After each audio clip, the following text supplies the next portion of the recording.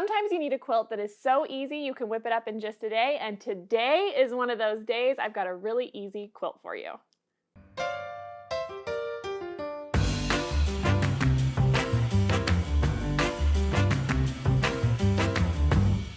When I saw this Cheer and Merriment line from Fancy That Design House for Moda Fabrics, I just loved these prints and I love the colors that they put together, and I decided, you know what?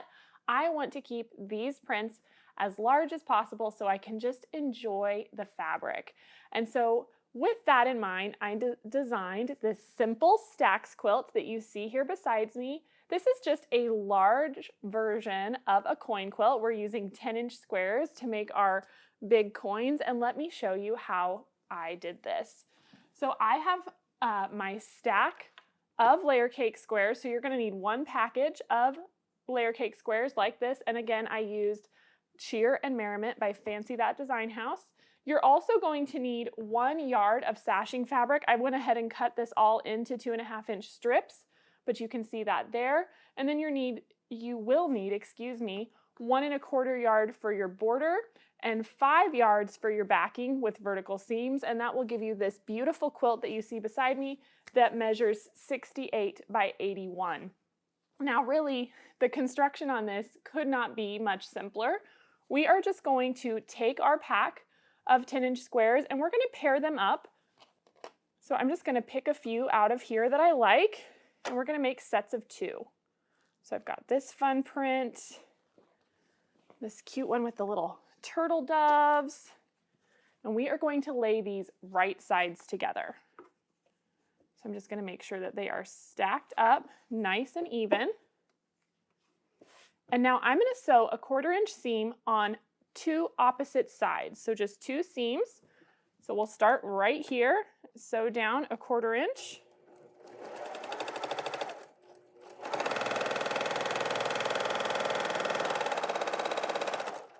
Then we can trim our thread and we'll turn this around and do the opposite side.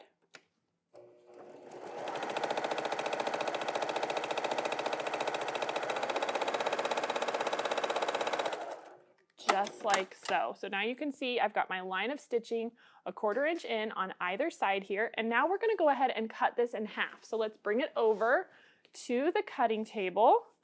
I'm just going to make sure it's lined up on my mat just so visually I have that as a reference, but the 5 by 15-inch ruler is perfect for this project because I can just line it up along the edge of my layer cake square and know that I'm going to be cutting this exactly in half. So I've got that lined up and I'm just going to make a cut, and by doing that I get these sort of bar blocks that we've created, and you're going to get 2 matching blocks, and that is really the entire block for this quilt. You can see I've gone ahead and made a few other ones. When I finished this step, I did go ahead and press all of them to the dark side, so let's go ahead and take a moment to do that. So the red would be the dark for me here, so I'm just going to roll that back, make sure I don't have any tucks or anything there, and then my block is ready to go. And so now, as far as constructing the rest of this quilt, I just wanted it to be nice and scrappy, so I mixed it up. I've got a bunch of other ones ready, and we're just going to sew these together, and we're going to sew 8 in a row. And so I'm just going to start stitching these up really quick, and pretty soon we'll have a column all done. Now, if you wanted to lay it out to make sure that your different colors are all mixed up, you can. But sometimes it's fun to just sit and sew and not worry too much. And for me, this was one of those times. So we'll open this up, add another.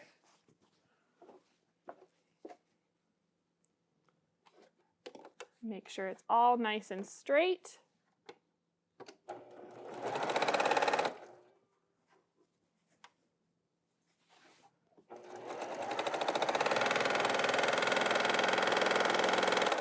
And I'm just going to keep going until I have 8 of these blocks in a row.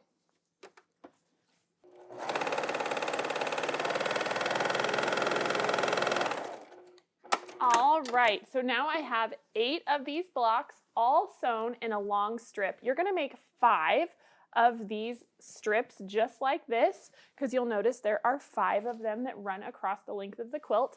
So now I'm going to go ahead and press this so that my seams are not, twisting and everything's laying nice and flat. And then I want to give you guys just a little bit of tips on working with those long sashing strips. So let's get this all laying down nicely, and then we can go to there. We are almost there, working our way down this long strip. Last press. There we go. All right. So see, it's all ready, and you'll just make 5 more of those. So now I have my 2.5-inch sashing strips ready here, and we are just going to open these up. And I have left my selvage on, so we're going to go ahead and take this over here and trim that off so it's out of our way. You just line these up. Sometimes when we're filming these, we skip over the sashing, but I thought this was such a simple quilt, this would be a good time to talk about it. So I'm going to stack my strips up and then just trim that selvage edge off. There we go. And now I am just going to take all of my sashing strips. Remember, you're going to take that entire yard and you're going to cut it into 2.5-inch strips. And I'm going to lay these together and just sew them with a straight seam. I like to use a 45 when I'm doing my binding, but for sashing, I just do a straight seam. I don't mind that at all. So there's that one. And then I like to just fold this one over and I'll add my next piece. Because I'm working with solids here, I don't have to worry about right sides together because they're both the right sides, but of course you would want to watch that if you were using a print. There we go. I just have a few of these that I've sewn. You would just keep going and sew all of your strips together. And then let's press those.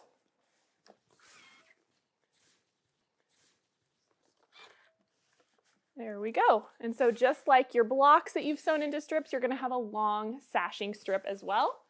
And so then when I am attaching my sashing strips, I always like to have the blocks down and the sashing on top for 2 reasons. I find that it helps my quilt from being wavy. It keeps everything lined up, and then I can really see what I'm working with. So I'm just going to start straight down this side here and add my sashing.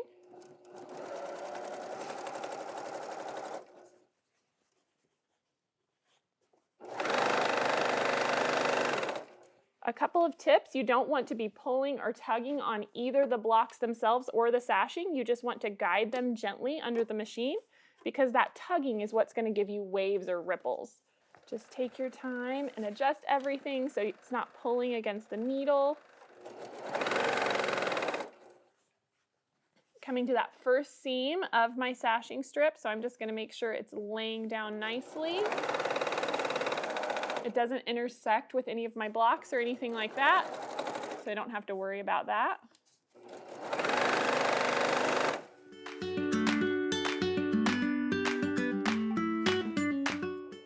There we go. All right, so I've sewn that sashing all the way down this side, and now I can take this over to the cutting board and I can trim this off straight. If you wanted to, you could measure the length of your strip and cut this sashing strip exactly. But for me, these little shortcuts make sewing fun, and I can just sit and sew and I can trim it off later, and my quilts turn out just fine. And so it's really whatever way you prefer, just take the time to do it that way.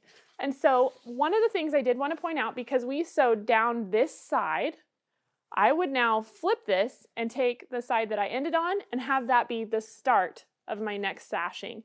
And by doing that, it kind of evens out any tugging or pulling that might happen when you're sewing those strips, and it just eases it back and forth. And so when you're working on strip quilts like this, you want to take the opportunity to try and flip it back and forth if you can. If you're really gentle and you're not tugging, you're not going to have trouble with that. So just make sure your tension is right and everything is laying nicely, and just let the machine do the work. And either way, it's going to be a beautiful result.